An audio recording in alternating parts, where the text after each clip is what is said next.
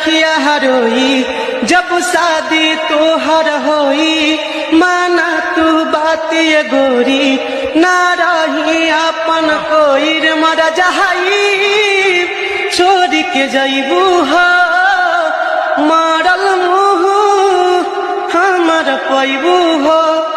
अरे तू हाउ बचपन के प्यार हो, तू हाउ जीवन हो। और आस तोहर बना बदुलहा तोरा याद में अखिया हरोई जब शादी तोहर होई। माना तू बात ये गोरी ना रही अपन कोई रे मर जहाई। छोड़ के जइबू हो मारल मुँह हमर पैबू हो। अरे तू हाउ बचपन के प्यार हो, तू हाउ जीवन हो। और आस तोहर बना बदुलहा